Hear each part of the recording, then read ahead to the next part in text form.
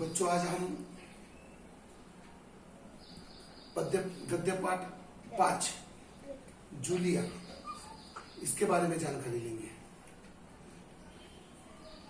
प्रस्तुत गद्य पाठ जूलिया, इनके लेखक है अंतोन चेखव।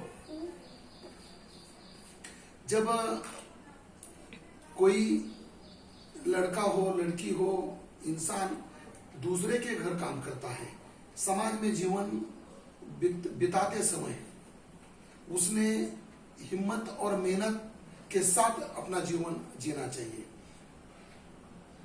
बल्कि दब्बूपन से नहीं जीना चाहिए। डर कर कायरता से जीवन में जीना चाहिए। अगर कोई किसी पर अन्याय तथा अत्याचार करता है तो वह जितना गुनहगार है उतना ही अन्याय तथा अत्याचार सहने वाला गुनहगार है। अगर हम पर कोई जबरदस्ती करता है तो उससे का मुकाबला डटकर करना चाहिए। प्रस्तुत गद्य पाठ के माध्यम से लेखक अंतोन चेखव यही संदेश देना चाहते हैं। ये जूलिया नामक जो लड़की है, यह किसी तरह से अन्याय सहती है, लेकिन उसने अन्याय नहीं सहना चाहिए। उसने उसका मुकाबला डरकर, हिम्मत से डरकर नहीं जीना चाहिए, हिम्मत से लड़ना चाहिए, आगे बढ़ना चाहिए।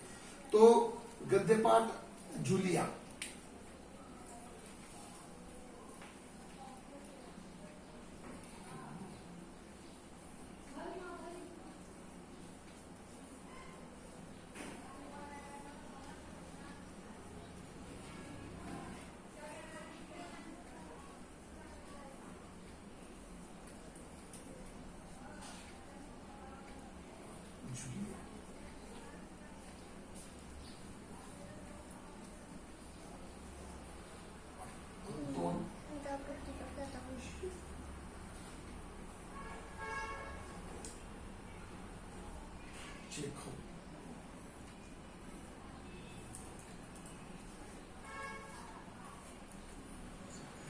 अभी सबसे पहले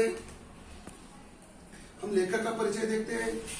लेखक का जन्म 29 जनवरी 1860 तगान रोग रूस और मृत्यु उनकी 15 जुलाई 1904 में हो गई। परिचय महान रूसी साहित्यकार, ये रूसी साहित्यकार है। ये कौन से साहित्यकार है? रूसी।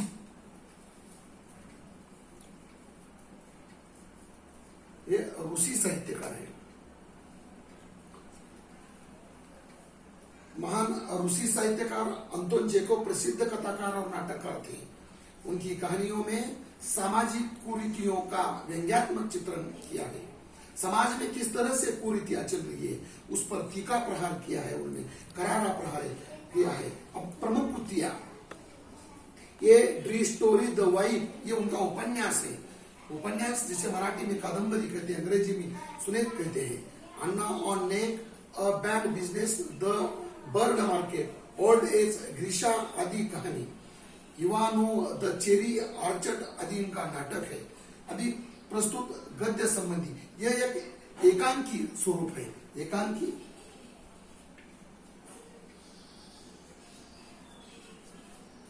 देखो, इसका आकार छोटा होने के कारण इसमें एक ही कथा होती है। इसमें एकांकी एक ही कथा होती है, आकार छोटा है। इसकी कथा व संवाद आदि से अंत तक रोचक और आकर्षक होते हैं। प्रस्तुत एकांकी में रचनाकार ने दब्बूपन मतलब डरकर जीने वाला,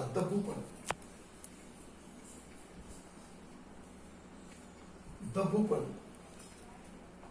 को त्याग कर अपने अधिकार न्याय के लिए सजग सावध होशियारी से रहने हेतु प्रेरित किया है। इंसान ने डर कर नहीं जीना चाहिए, ईमानदारी से मेहनत करना चाहिए और हिम्मत से आगे बढ़ना चाहिए।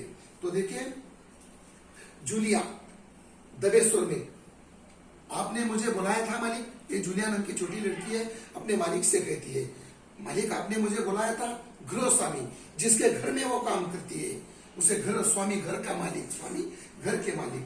हाँ बैठो, आओ जूलिया, खड़ी मत रहो। हाँ बुलाया था मैंने, आओ बैठो, खड़ी मत रहो। जूलिया बैठती हुई, शुक्रिया, थैंक यू जिसे कहते गुरु। जूलिया, मैं तुम्हारी तनख्वाह का मतलब है पेमेंट, पगार, का हिसाब करना चाहता हूँ। मेरे ख्याल से तुम्हें पैसों की जरूरत होगी, मुझे ऐसा लगता है कि तुझे पैसों की जरूरत होगी। मैं आपका पेमेंट तथा तनख्वाह करना चाहता हूँ, और जितना मैं तुम्हें जान सका हूँ मुझे लगता है कि तुम अपने आप पैसे भी नहीं मांगोगी। अब जितना मैं तुझे पहचानता हूँ, जानता हूँ, अपने मन से तू पैसे नहीं मांगेगी, इसलिए मैं खुद होकर देना चाहता हूँ, इसलिए मैं खुद तुम्हें ही पैसे देना चाहता हूँ। हाँ, तो तुम्हारी तनख्वाह 30 रूबल महीना थे। रूबल रूबल रुपए रूबल अपने इधर रुपए कहते हैं, रूसी में उसे रूबल कहते हैं, रूबल। 30 महीना। जूलिया बोली स्वर में, जी नहीं मालिक, 40 रूबल। जूलिया कहती नहीं मालिक, 40 रूबल। गुरुस्वामी, नहीं भाई 30। ये देखो डायरी, पन्ने पलटते हुए, ऐसे पन्ने पलटते हैं डायरी के, देखो इसमें नोट कर रखा है मैंने बच्चों की देखभाल और उन्हें पढ़ाने वाली और गवर्नेंस, घर की काम करने वाली को 30 रूबल महीना ही देता हूँ। तुमसे पहले जो गवर्नेंस थी उसे भी 30 रूबल देता करता था। नहीं नहीं नहीं, सिर्फ 30 रूबल ठहरा है। जूलिया कहती है 40 ठहरा था, लेकिन गृह स्वामी सुनने को तैयार नहीं। वो कहते हैं घर का काम करने वाली, घर को पढ़ाने वाली, जो इससे पहले जो भी गवर्नेंस थी, लड़की थी, काम करने वाली थी, उसे 30 रुपए ही देता था मैं। देखो डायरी में। अच्छा, तो तुम्हारे यहाँ काम करते हुए 2 महीने हुए, ठीक है। हाँ, तो कितने महीने हो गए आप काम कर रही हो यहाँ? 2 महीने। जूलिया दबे स्वर में, नीचे आवाज में, जी नहीं 2 महीने, 2 नहीं, 2 महीने नहीं, 2 महीने 5 दिन, ऊपर 5 दिन हो गए। गुरुस्वामी, क्या कर रही हो जूलिया? ठीक 2 महीने हुए भाई, मैंने डायरी में सब नोट कर रखा है। क्या कर रही हो जूलिया? अरे 2 ही महीने हुए, मैंने सब लिख कर रखा है, डायरी में नोट करता हूँ। हाँ, तो 2 महीने के बनते हैं 60 रूबल। हाँ, कितने बनते हैं? 1 महीने के 30, दूसरे महीने के 30, कुल 30 मिलाकर कितने हो गए? 60 हो गए। 1 महीने के 30 हो गए, 60 हो गए, ऐसा बताते हैं वो। लेकिन 60 रूबल तभी बनते हैं जब महीने में तुमने एक भी छुट्टी नहीं ली हो। लेकिन 60 रूबल मतलब 60 रुपए कब बनते हैं? जब आपने एक भी छुट्टी न ली हो। तुमने इतवार को छुट्टी मनाई, उस दिन तुमने कोई काम नहीं किया, सिर्फ कोलिया को घुमाने के लिए ले गई। कोलिया घर में का छोटा बच्चा है, लड़का है उनका, और ये तो तुम भी उधर के नाम है, रूसी नाम है, कोलिया, जूलिया। तो मानोगी कि बच्चों को घुमाने के लिए जाना कोई काम नहीं होता। इसके अलावा तुमने 3 छुट्टियां और ली है, ठीक है ना? ये सब गृहस्थानी बताते हैं कितनी छुट्टियां रखी है उसमें से। तो जूलिया दबे स्वर में, जी आप कह रहे हो तो ठीक है। रुक जाते, ठीक है आप अगर कहते हो तो ठीक होगा। गृहस्थ में, अरे भाई मैं क्या गलत कर रहा हूँ क्या? वो कहते अरे भाई मैं क्या गलत कर रहा हूँ क्या? हाँ, तो 9 इतवार, 2 महीने के कितने इतवार? 9 इतवार यानी संडे, छुट्टी का दिन, रविवार का दिन, और 3 छुट्टियां यानी 12 दिन तुमने काम नहीं किया, और 9 इतवार और 3 छुट्टियां मिलकर कितने हो गए? 12, यानी तुम्हारी 12 रूबल कट गए। मतलब 30 दिन के 30 रूबल, हर दिन का 1 रूबल, 12 छुट्टियां हो गई, मतलब 12 रूबल रुपए कट हो गए। उधर कोलिया 4 दिन बीमार रहा। कोलिया दूसरे बच्चे का नाम है उनकी, गृहस्थानी के जहां जूलिया काम करती है, उधर कोलिया 4 दिन बीमार रहा, और तुमने सिर्फ वानिया को ही पढ़ाया। पिछले हफ्ते शायद 3 दिन दांतों में दर्द, बीमार था, दर्द हो रहा, और मेरी पत्नी ने तुम्हें दोपहर बाद छुट्टी दे दी थी। तो 12 और 7 19। अभी छुट्टियां कितनी हो गई? 19 दी थी। तो 12 और 7 19 नागे। हाँ, नागे में छुट्टियां, हाथ खाड़े। तो भाई घटाओ 60 में से 19, कितने रह गए? 60 में से 19 गए, 41 रह गए, 41 रूबल, ठीक है, ठीक है। जूलिया रोआसी जिसे रोते, अब रोने को चेहरा हो गया उसका, रोते सुर में, हाँ जी हाँ मालिक। गुरुस्वामी में डायरी के पन्ने, इस तरह से डायरी के पन्ने पलटते हुए, डायरी के पन्ने पलटते हुए। हाँ, याद आया, 1 जनवरी को तुमने चाय की प्लेट और प्याली तोड़ी थी। जनवरी 1, जिस वक्त आप काम को आई थी, उस वक्त आपके हाथ से, तेरे हाथ से क्या हो गया था? एक प्लेट की प्याली टूटी थी। प्याली बहुत कीमती थी, मगर मेरे भाग्य में तो हमेशा नुकसान ही उठाना बदा है। मैंने जिसका भला करना चाहा, उसने मुझे नुकसान ही पहुंचाने में कोई कसर नहीं छोड़ी। खैर, मेरा भाग्य है। एक एक एक एक एक एक गृहस्वामी निकालते जा रहे हैं और दबे स्वर में, दब्बूपन में ये जूलिया सहती जा रही है। लेकिन जूलिया हिम्मत से ये नहीं कर रही है कि जिस तरह से हमारा जब पहली मर्तबा जो ठहरा था उसी तरह से हिसाब होगा। वो डरपोक है, ये जूलिया डरपोक है, कायर है, गरीब लड़की का रोल वो अदा कर रही है। एक के बाद एक कुछ न कुछ ये गृहस्वामी निकालते जा रहे हैं। तो मैंने पहले के 2 रूबल काटूंगा। आप देखो उस दिन तुमने ध्यान नहीं दिया और वहां किसी टहनी की खरोच लगने से बच्चों की जैकेट फट गई। टहनी फांदी ब्रांच किसी पेड़ की, तो जैकेट फट गई, 10 रूबल उसके लिए। इसी तरह से तुम्हारी लापरवाही की वजह से घर की सफाई करने वाली रानी मारिया ने वाने के लिए जूते चुराए। अब उनके घर में काम करने वाली नौकरानी का नाम है मारिया। आपने ख्याल नहीं दिया, जूलिया ने ख्याल नहीं दिया, इसीलिए क्या हो गया, उसने भी किसके जूते, वाने के जूते चुराए। जूलिया मुश्किल से अपनी रोलाई रोकते हुए, जी सुन रही हो, वो कहता है सुन रही हो ना, मैं कह रहा, वो बिल्कुल अभी रोवासी हो गई, अभी रोने को आ गई है। कितना अन्याय, कितना अत्याचार। लेकिन ये दब्बू है, ये डरपोक है, कायर है गृहस्वामी। हाँ ठीक है, आप देखो भाई, तुम्हारा काम बच्चों को पढ़ाना और उनकी देखभाल करना है, तुम्हें इसी के तो पैसे मिलते हैं। तुम अपने काम में ढील दोगी तो पैसे कटेगी या नहीं? मैं ठीक कर रहा हूं ना? देखो तुम्हें हमारे घर में किसी लिए लाया है, तुम्हें हमारे घर में इसीलिए रखा है, महीने के 30 रूबल देता हूँ कि बच्चों का ख्याल रखो, उनको पढ़ाओ, घर के हर चीज पर ध्यान रखो। लेकिन आप ख्याल देती नहीं, आप ध्यान देती नहीं। और अगर आपने ख्याल नहीं दिया, आपने ध्यान नहीं दिया, तो घर में नुकसान होगा, और घर में नुकसान होगा तो आपके पैसे कटेंगे। मैं ठीक कर रहा हूं ना? तो जूतों के 5 रूबल और कट गए। और हाँ, 10 जनवरी को मैंने तुम्हें 10 रूबल दिए थे।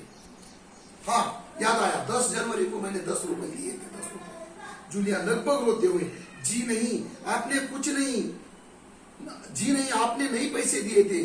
एक के बाद एक वो कहते जा रहे हैं। जूलिया अब रोने को हो गई है। देखो जूलिया, गृहस्वामी, अरे मैं क्या झूठ बोल रहा हूँ क्या? अरे मैं क्या झूठ बोल रहा हूँ क्या? मैं डायरी में हर चीज नोट कर लेता हूँ, तुम्हें यकीन न हो तो दिखाऊं डायरी, मैं बताऊं कि डायरी के पन्ने पर लगता है डायरी। जूलिया आंसू पूछते, अब उसकी आंखों में आंसू पानी आता है और रोने को लगती है। आप कर रहे हो तो आपने दिए होंगे। वो बेचारी, वो गरीब है, वो गरीब समाज का नेतृत्व करती है यहाँ। तो फिर इसी पर लेकर यहाँ प्रकाश डालना चाहते हैं कि अगर आप पर कोई अन्याय करता है तो आपको सही का सही और गलत का गलत फैसला करना है। तो अभी वो गृहस्वामी कड़े स्वर में, दिए होंगे नहीं दिए है, ठीक है घटाओ, 27, 41 में से हम बचे 14। क्यों, हिसाब ठीक है ना? अब ईश्वर पर कितने बचे? 14, हिसाब ठीक है ना? जूलिया आंसू पीती हुई, कांपती हुई आवाज में आंसू को अंदर के अंदर पी गई, डर के मारे। वो डर गई क्योंकि गृहस्वामी उन पे गुस्से आ गए। वो गरीब है, वो लड़की कायर है, वो हिम्मत वाली नहीं है। उसने हिम्मत रखना चाहिए। मुझे अभी तक एक ही बार कुछ पैसे मिले थे और वो मुझे मालकिन ने दिए थे, सिर्फ 3 रूबल, ज्यादा नहीं। दबे स्वर में, नीचे आवाज में, डरते हुए, आंसू अंदर के अंदर पीते हुए वो अपने मालिक से बताते, नहीं मालिक, मुझे मालकिन ने सिर्फ 3 रुपए दिए थे, एक ही बार, मैंने आपसे पैसे नहीं दिए थे। गृहस्वामी ऐसे एक्शन करते हैं, ऐसा अफसोस करते हैं और जैसे आसमान गिरा हो। अच्छा, अच्छा, देखो अच्छा क्या आगे उद्गारवाचक चिन्ह है, अच्छा।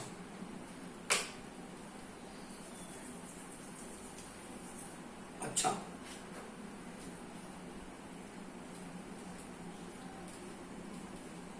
उद्गारवाचक चिन्ह, इसे हम व्याकरण में विस्मयादि बोधक अव्यय भी कहते हैं। अच्छा, और इतनी बड़ी बात तुम्हारी मालकिन ने मुझे बताई तक नहीं। 3 रूबल तथा 3 रुपए दिए और मालकिन ने मुझे बताया नहीं। देखो तुम न बताती तो हो जाता अनर्थ। देखो हिसाब में तो मैं लिखता ही नहीं, मैंने अपने इसमें लिखा ही नहीं। तो अनर्थ हो जाता था। खैर देर से सही मैं इसे भी डायरी में नोट कर लेता हूँ। डायरी खोलकर उस पर यूं ही लिखता है और वो डायरी खोलते हैं और उसमें वो 3 रुपए लिखते हैं। हाँ तो 14 में से 3 और घटा, बस 2 बचते हैं। 11 रुपए देते हुए संभाल लो, गिन लो, ठीक है ना। सब पूरा एक के बाद एक, एक के बाद एक के बाद वो गलत बातें करते रहे, उसके पैसे कम करते रहे रुबल, और अभी सिर्फ 11 रुपए जूलिया के हाथ में थाम दिए और कहा ठीक है ना, गिन लो भाई। जूलिया कांपते हाथों से रुबल लेती है, कांपते ही स्वर में जी मालिक धन्यवाद कहती है। अब वो रोने लगी, अंदर ही अंदर रोती है। गृहस्वामी अपना गुस्सा नहीं संभाल पाता, ऊंचे स्वर में लगभग चिल्लाते हुए अपना गुस्सा संभाल नहीं पाते और ऊंची आवाज में कहते तू मुझे धन्यवाद दे रही हो जूलिया, जबकि तुम अच्छी तरह जानती हो कि मैंने तुम्हें ठग लिया। ठग लेना, फंसाना, ठग लेना, ठग लेना, ठग लेना, फंसाना, ये मुहारा है। ठग लेना, मैंने तुम्हें फंसाया है, ठगाया है। फिर वो कहते तुम्हें धोखा दिया है, तुम्हारे पैसे हड़प लिए हैं और तुम इसके बावजूद मुझे धन्यवाद दे रहे। गुस्से की आवाज में कांपने लगते, कितनी गलत बात है ये। जूलिया जी हाँ मालिक, वो सिर्फ जी हाँ मालिक करती है, अपने सर हिलाती है और बिल्कुल घबराई हुई गुस्से से दुबलाने लगते हैं। जी हाँ मालिक, जी हाँ मालिक, क्यों क्यों जी हाँ मालिक, ये क्या रट लगा रखी है, सिर्फ जी हाँ मालिक, जी हाँ मालिक। उसके समझ में नहीं आता, जूलिया के समझ में नहीं आता मालिक क्या कहना चाहते हैं। वो बेचारी बिल्कुल सहते जाते रहती है। जूलिया डर जाती है भयभीत स्वर में, क्योंकि इससे पहले मैंने, अभी जूलिया कहती है मैं क्यों नहीं बोल रही है, इससे पहले मैं जहां जहां काम किया उन लोगों ने मुझे 1 पैसा तक नहीं दिया, आप तो कुछ दे रहे हैं। वो मालिक कहता है तू सुन क्यों रही है। उस वक्त जूलिया जवाब देते मालिक, इससे आपसे पहले भी, इससे पहले मैंने जिन जिन मालिक के, जिन जिन गृहस्वामी के घर काम किया उन्होंने मुझे 1 रुपए भी नहीं दिए, आप तो कुछ दे रहे हो। गृहस्वामी क्रोध के कारण कांपते उत्तेजित स्वर में, उन लोगों ने तुम्हें 1 पैसा तक नहीं दिया जूलिया, मुझे ये बात जानकर जरा भी आश्चर्य नहीं हो रहा है। उन्होंने आपको, तुझे 1 रुपया भी नहीं दिया, 1 पैसा भी नहीं दिया, इस बात का मुझे आश्चर्य नहीं हो रहा है। जूलिया मुझे इस बात के लिए माफ कर देना कि मैंने तुम्हारे साथ एक छोटा सा क्रूर मजाक किया, मुझे माफ कर दो, आई एम सॉरी, मुझे माफ कर दो। मैंने तेरे साथ एक छोटा सा मजाक किया, वो भी क्रूर मजाक किया, पर मैं तुम्हें सबक सिखाना चाहता था। मैं तुम्हें सबक सिखाना चाहता था, मैं तुम्हें जागरूक करना चाहता था। आप सो रही, आपको जगाना चाहता था कि ये दुनिया अन्यायी है, अत्याचारी है। जब भी हम पर कोई जुल्म करता है, जबरदस्ती करने की कोशिश करता है, तो हमें उसका मुकाबला डट कर करना चाहिए, हिम्मत से काम लेना चाहिए। और मैं इसीलिए मैंने ये नाटक रचा। लेकिन इससे पहले मैं तुमसे कुछ पूछना चाहूंगा जूलिया, क्या ये जरूरी है कि इंसान भला कहलाने के लिए इतना दब्बू, भीरू और बोधा बन जाए? जूलिया, ये जरूरी है क्या? हमें अच्छा, समाज में अच्छा बताने के लिए अन्याय सहना चाहिए, दब्बूपन से जीना चाहिए कि उसके साथ जो अन्याय हो रहा है उसका विरोध न करें।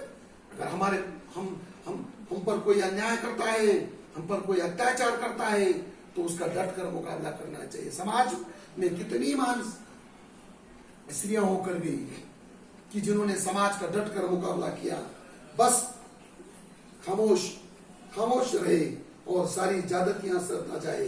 नहीं जूलिया, नहीं, बिल्कुल नहीं, इस तरह खामोश रहने से काम नहीं चलेगा। नहीं जूलिया, मैं जगाना चाहता हूं, मैं संदेश देना चाहता हूं जूलिया आपको। मैं आपको ये बताना चाहता हूं कि आपको भी हिम्मत से लड़ना है। अगर घर में, समाज में, बाहर कहां भी अगर आप पर कोई अन्याय करने की कोशिश करता है तो उसका डट कर मुकाबला करना चाहिए। आप अपने को बचाए रखने के लिए तुम्हें इस कठोर, क्रूर, निर्मम और हृदयहीन संसार से लड़ना होगा। और आपको बचाना है, समाज में सम्मान से जीना है, इज्जत से जीना है, सर उठाकर जीना है, तो समाज के साथ 2 हाथ करना पड़ेगा। वक्त आएगा, क्योंकि ये संसार ये कठोर है, क्रूर है, निर्मम है, हृदयहीन संसार है, ये उनसे लड़ना होगा। आप अपने दांतों और पंजों के साथ लड़ना होगा, पूरी शक्ति से लड़ना होगा। अपने दांत, वक्त आने पर दांत से, वक्त आने पर हाथ से, वक्त आने पर हाथ में लाठी उठाना होगा और आपको लड़ना होगा, हिम्मत से लड़ना होगा, अन्याय के खिलाफ लड़ना होगा और समाज का मुकाबला करना होगा। समाज के सामने झुककर नहीं जीना है आपको। सब मत भूलो दुनिया, इस संसार में दब्बू और रीढ़ रही, समाज में डरकर और रीढ़ रहित लोगों के लिए कोई भी स्थान नहीं, कोई भी स्थान नहीं। अगर वो डर कर जिएगा, वो कायर की जिंदगी जिएगा, तो समाज उन्हें जीने नहीं देगा, ना घर में ना बाहर। तो उनसे लड़ना है, इतिहास गवाह है। देखो मदर तेरेसा समाज के साथ लड़ते रहे, समाज की सेवा करते रहे, झांसी की रानी लक्ष्मीबाई। बच्चों, आपको भी लेखक यह संदेश देना चाहते हैं कि हमें राजमाता जिजाऊ की तरह, सावित्री की, ज्योतिबा सावित्री की तरह, ज्योतिबा फुले के साथ जिन्होंने शिक्षण घर घर में ये शिक्षण पहुंचाया, वो क्रांतिकारी सावित्रीबाई फुले, छत्रपति शिवाजी महाराज के माता जी का नाम जिजाऊ, मदर तेरेसा, कितने में स्त्रियां होकर गई, झांसी की रानी लक्ष्मीबाई जिन्होंने हाथ में तलवार लेके अंग्रेजों के खिलाफ लड़े। उसी तरह हमें डटकर मुकाबला करना है। समाज का, घर का, जहां जहां भी अन्याय होता है वहां तुम्हें लड़ना है। अगर आप नहीं लड़ोगे, डर कर जियोगे, दब्बूपन से जियोगे, भीरूपन से जियोगे, तो समाज में आपका कोई स्थान नहीं। यही प्रस्तुत पाठ के माध्यम से यहाँ लेखक अंतोन चेखव ये संदेश देना चाहते हैं कि समाज में जीवन जीते समय हिम्मत से लड़ना चाहिए, साहस से लड़ना चाहिए। हालांकि किसी पर हमें अत्याचार नहीं करना है, लेकिन जो कोई हम पर जुल्म करता है, जबरदस्ती करता है, अन्याय करता है, अत्याचार करता है, उसका मुकाबला हमें डटकर करना चाहिए। प्रस्तुत पाठ जूलिया, ये जूलिया नामक जो लड़की है, ये प्रस्तुत पाठ की नायिका है। ये एकांकी पर पाठ है और ये जूलिया ये अन्याय से की है और उसे जगाने के लिए लेखक अंतोन चेखव जी ने एक छोटा सा क्रूर सा नाटक किया और उसे जगा दिया और उसे यह बता दिया कि समाज का मुकाबला डट कर करना चाहिए। अगर आप पर कोई अन्याय करता है तो सीधे रास्ते से चलने वाली की दुनिया नहीं है। और बच्चों, तुम्हें भी यह प्रस्तुत पाठ के माध्यम से अंतोन चेखव जी ये संदेश देना चाहते हैं। आप लड़कियां, क्लास में लड़कियां बैठी है, आपको भी ये संदेश है कि आपको भी अभी पढ़ने लिखने के लिए अब आप 10वीं कक्षा में जाओगे, 10वीं से 11, 11 से 12 सब बाहर जाना है आपको पढ़ने के लिए। वहां न जाने कितने खलनायक आपके सामने आ जाएंगे। अगर आप पर कोई अन्याय करने की कोशिश करता है, उसका डट कर मुकाबला करना, हिम्मत से उसके सामने जाकर खड़ा रहना है। वो बिल्कुल आप पर अन्याय नहीं कर सकता। तो अगर आप उसी तरह से हिम्मत से लड़ोगी तो समाज आपको जीने देगा। यही गद्य पाठ 5 जूलिया के माध्यम से लेकर अंतोन चेखव जी संदेश देना चाहते हैं। हिम्मत वाले की हिम्मत है, मर्दा तो साथ है। खुदा